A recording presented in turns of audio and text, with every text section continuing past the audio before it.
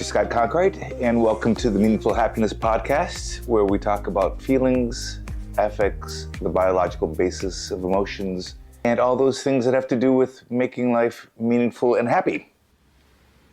Alina, a young woman known for her intelligence, lived alone in a quiet village hidden by mist.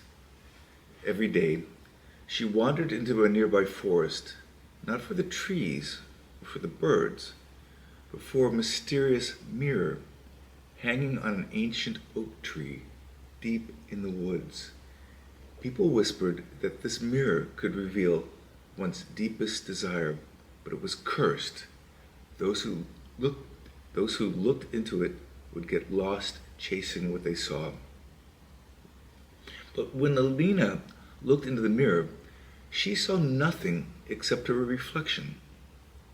Frustrated and eager for answers, she kept going back, hoping that one day the mirror would show her what she truly wanted. One evening, as the sun set, a mysterious man arrived in the village. He had a strange vibe, dressed in black with eyes that seemed to see right through everything. He called himself Leo, and he spoke of distant places and forgotten wisdom. The villagers kept their distance, but Alina felt an irresistible pull towards him. Leo noticed her interest and invited her for a walk. As they strolled through the forest, Leo asked her about the mirror. Alina hesitated, then admitted that she saw nothing in it, no dreams, no desires, just herself. Leo smiled as if he knew exactly what she meant. The mirror shows you what you're missing, he said, but in your case, it reflects the void within, a craving for something undefined, a yearning to yearn. Alina and Leo started walking together every day. As the weeks went by, she found herself more and more drawn to him. He spoke in riddles and seemed to understand things she could not grasp. Yet, even though he fascinated her, she also felt uneasy, like something important was missing between them. One day, Leo handed her a small, ornate box. He said it held something precious, something that could fill the emptiness that she felt. But when Alina opened the box, it was empty. Confused and hurt, she looked to Leo for an explanation. Love, Leo said, is giving something you don't have to someone who doesn't want it. Alina did not get it. She felt like she had just been tricked, given an empty promise. But Leo insisted that the box was full of her desires, fears, and the emptiness she had been trying to fill with her visits to the mirror. That night, Alina returned to the mirror, clutching the box in her hands. As she stared at her reflection, something shifted. She no longer saw emptiness, but the box she held. She realized the mirror had been showing her the truth all along. The void she saw was her own, something no one else could fill, not even Leo. The mirror wasn't her problem. It was her tool for understanding herself. She went back to Leo, a mix of anger and sadness in her heart. You gave me nothing, she said, and you expect me to be grateful. Leo nodded. Because I gave you the realization that love isn't about possession or fulfillment. It's about sharing your vulnerability, your emptiness, your missing pieces with somebody who might not even want them because they're dealing with their own. Alina was quiet, slowly beginning to understand.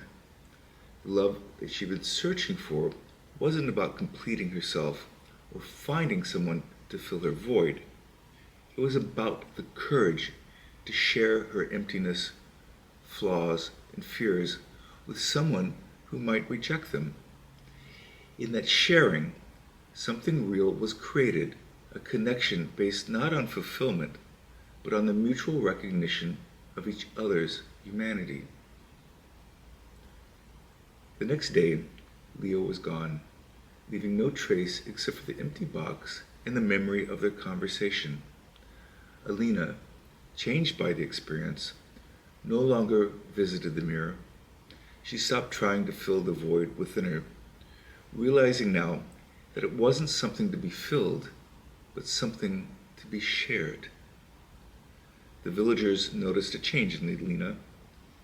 She was no longer the distant, untouchable beauty, but more open, vulnerable, and real.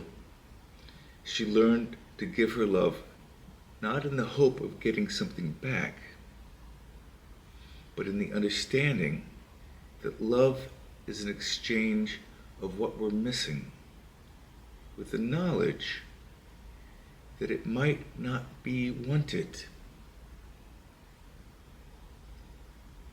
This flipped the traditional idea of love on its head, showing that it's not about fulfilling desires, but about the act of giving. In the end, Alina found peace in this, embracing her void not as something to fear or fill, but as the very essence of what it meant to be alive and capable of love.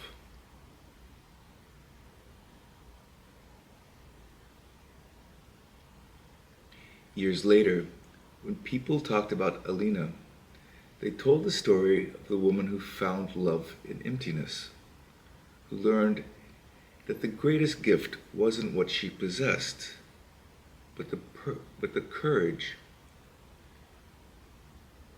who learned that the greatest gift wasn't what she possessed, but the courage to give what she didn't have to someone who might not even want it.